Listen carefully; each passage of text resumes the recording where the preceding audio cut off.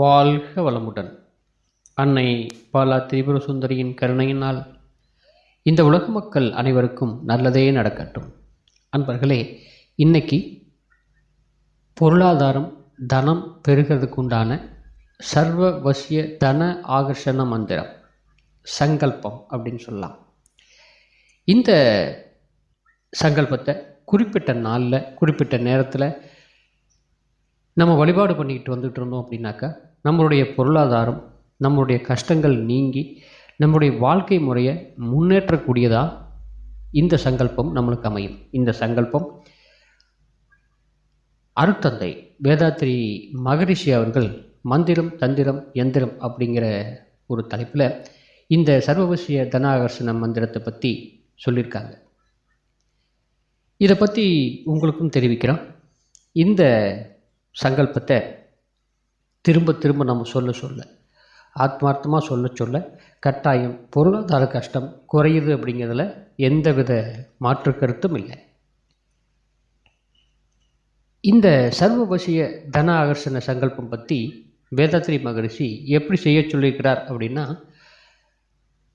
துரிய நிலையில் தவம் ஏற்றி அதன் பின்னாடி இந்த தன ஆகர்ஷண சங்கல்பத்தை அதிகாலையில் பிரம்ம முகூர்த்தம் சொல்லக்கூடிய 4:30 மணிலிருந்து 6 மணிக்குள்ளே, இல்லை 3 மணிலிருந்து 5 மணிக்குள்ளே பண்ணிக்கலாம்.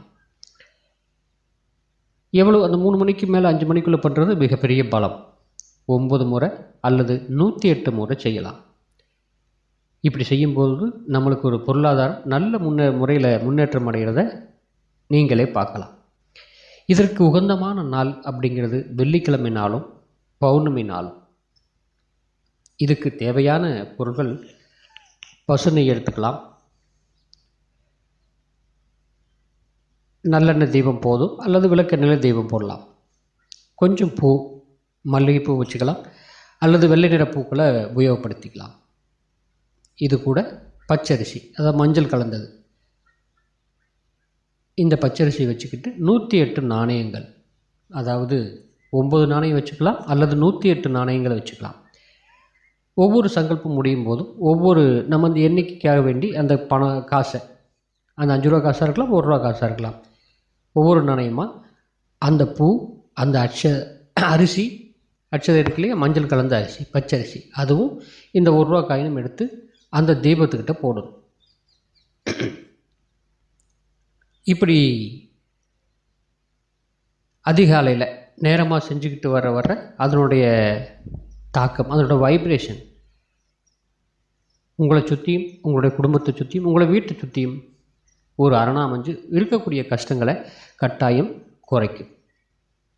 இதுக்கு நைவேத்தியம் பண்ணுறதுக்கு விருப்பம் அப்படின்னா பால் பாயசம் வச்சுக்கலாம். பால் பாயசம் வைக்கிறது அப்படிங்கிறது ஒரு கட்டாயம் இல்லை. அந்த பால் பாயசம் வச்சுட்டு சின்ன குழந்தைகளுக்கு இவங்களுக்கு அந்த பால் பாயசத்தை நம்ம தானமாக கொடுக்கலாம். இப்போது இந்த சர்வவசிய தன ஆகர்ஷண சங்கல்பம் அப்படிங்கிறது எப்படி அப்படிங்கிறத நாம் சொல்லிடுறேன்.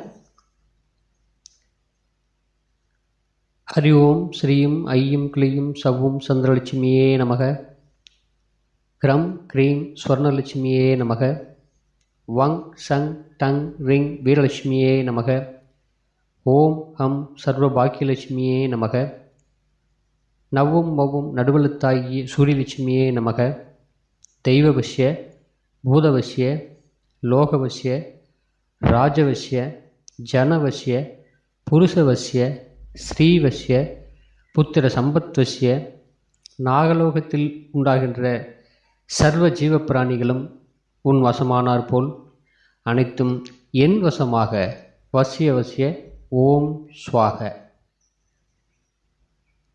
அப்படின்னு சொல்லி முடிக்கணும். திரும்ப திரும்ப ஒரு 9 முறை அல்லது 108 முறை சொல்லும்போது இதனுடைய வைப்ரேஷன் மிக பலமாக இருக்கணும். உங்களுக்கு தவம் தெரிஞ்சிருந்தால் துரிய நிலையில் நின்று தவம் ஏற்றி இந்த சங்கல்பத்தை சொல்லும்போது மிகப்பெரிய பலம், அல்லது தவம் தெரியாதவங்க ஒரு அமைதியான நிலையில் மனசை வச்சுக்கிட்டு தேவையில்லாத குழப்பங்கள் வராத நிறைய யோசனைகள், நம்மளுக்கு இருக்கக்கூடிய பிரச்சனைகள் மனசுக்குள்ளே கொண்டுட்டு வராமல் இந்த சங்கல்பத்தை செஞ்சு முடிக்கணும். அந்த செஞ்சு முடிக்கிற வரைக்கும். அப்போது இது மிகப்பெரிய பலம் பெறுது. திரும்ப திரும்ப சொல்லிக்கிட்டே இருந்து பாருங்கள், இதனுடைய பலம் கூடும். அடுத்தடுத்த வாரங்கள் வரும்போது பொருளாதார நிலைமை, அதை சமாளிக்கக்கூடிய திறமை, அதை எப்படி நம்ம தீர்க்கணும் அப்படிங்கிற ஒரு ஐடியா நம்மளுக்கே வரும். இதில் எந்த மாற்றமும் இல்லை. வாழ்க வளமுடன். மீண்டும் அடுத்த பதிவில் பாலா.